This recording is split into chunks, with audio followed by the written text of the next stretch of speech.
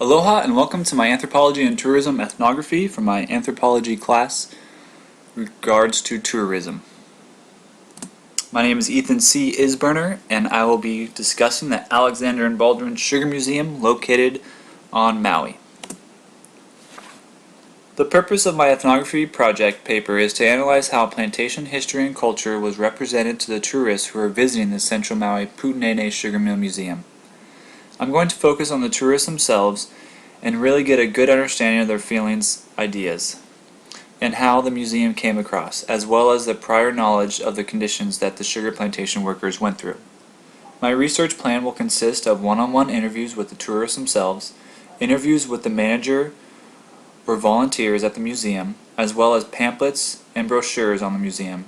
I will answer my research question by interviews and information from the museum itself. I will also use sources to help me along the way, from brochures to recorded interviews in the archives, internet, as well as videos, examples, and procedures from related books in regards to Edward M. Bruner, Everett Chambers, and many, many more.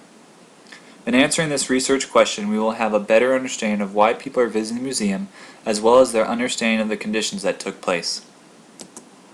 The Alexander and Baldwin Sugar Museum in the historic town of Pu'unene, in Maui, Hawaii, is a museum which aims to preserve and present the history and heritage of Hawaii's sugar industry and the multi-ethnic plantation life which it coincides with.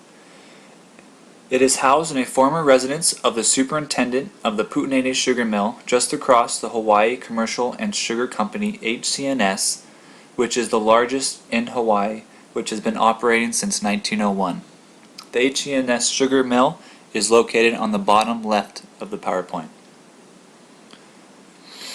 This museum, where I did my ethnography project, gives visitors a step-by-step lowdown on the history of sugar production in Maui via fascinating and educational displays comprised of artifacts, documents, and old photographs. It also traces what Samuel Alexander and Henry Baldwin had to go through to build Alexander and Baldwin, one of Hawaii's biggest real estate and agricultural companies located in Maui and Hawaii. The exhibits are displayed within a 6-room of a small 18 square foot plantation style home. A picture is located on the right. More displays featuring sugar making machinery and instruments can be found outside the building, including a working scale model of a sugarcane crusher machine. There is also a library which is dedicated only for researchers, where I was able to conduct my research and interviews with Miss Brown, who has been a volunteer there for 40 years. My background research conducts of online research, one-on-one interviews, scholarly journals in regards to tourism, as well as required books from Chambers, Bruner, and Glitch, as well as class notes and discussions. Miss Brown is a volunteer with over a century of knowledge. Miss Brown has been involved in the sugar plantation since her grandfather was brought over from Portugal in 1850 to work in the Maui sugar plantation. Ask Miss Brown questions related to tourism in regards to the amount of prior knowledge the tourists have beforehand, as well as my one-on-one interviews with the tourists before entering the museum. I mainly got answers that were relatively the same. The tourists knew of the production of sugar was done on Maui, yet they were unaware of the different cultures that helped in the production of sugar. They were unaware of living conditions for the sugar plantation workers, as well as they were unfamiliar with the steps in which it took to complete the sugar process. Which brings me to week 1 of our Anthropology and Tourism class. An article by Sharon Glitch, Why Tourism Matters. When I started this ethnography, I knew in order to fully understand this project, I need to understand what the tourist is looking for, which I immediately thought of Sharon Glitch's article. When anthropologists, like ourselves, study tourism, they look at many things: what tourists seek, how they decide where to go, how destinations market themselves, the tourist experience, interactions between tourists and locals, cultural changes, the lives of tourist workers, the economic benefits and the cost of tourism, its impact on the environment, the similarities and differences between tourism and other forms of travel, as well as tourist art themselves.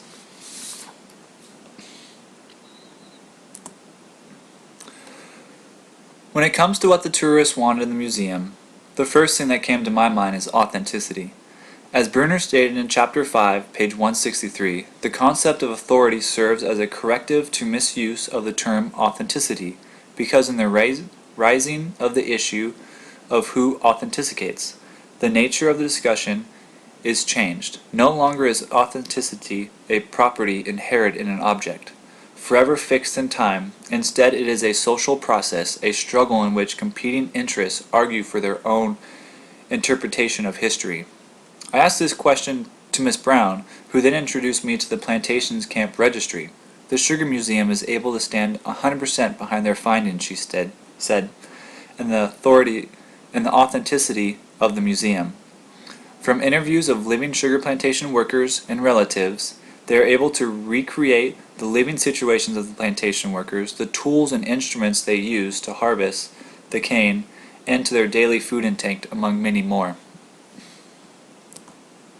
When I interviewed the tourists who were visiting the Sugar Museum, I marked their ethnic races on a separate sheet of paper. After a good few weeks of interviews, I found it not surprising that the majority of the people who visited the Sugar Museum, in regards to about 75%, were some form of an Asian descent. Which brings me to Chambers, Chapter 4, page 102, in regards to tourism and ethnicity.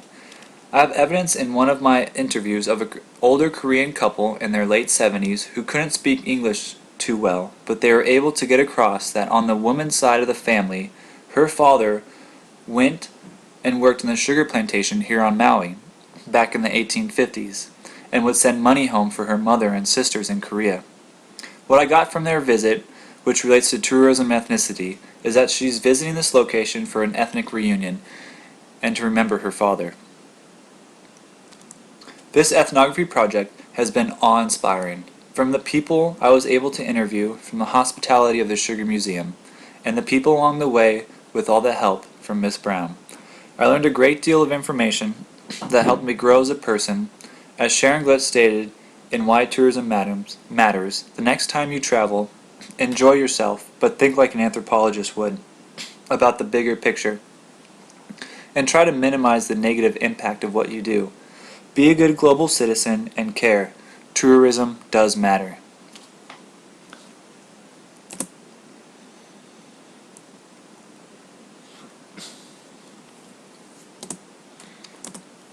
I will now show you a video of the Pu'unene Sugar Museum located on Maui about their ethnic backgrounds and heritage. For 5 years, the Sugar Museum presented the Maui Sugar Plantation Festival, a celebration of our sugar plantation heritage. The museum's mission is to preserve and present the history and heritage of the sugar industry and the multi-ethnic life it engendered for residents and visitors. One of the ways the Sugar Museum accomplishes its mission is with its Plantation Camp Registry, a permanent record of those who lived in the camps. It contains the names of the families, their house numbers, the names of their neighbors, and other information. Where possible, there is a current contact person for the family so that old friends might meet again. The Plantation Camp Registry is contained in a discrete database owned by the Sugar Museum. Anyone whose family lived in a plantation camp is encouraged to add their name to this living record. Alright, that concludes my ethnography project for anthropology and tourism. And thank you much, and mahalo.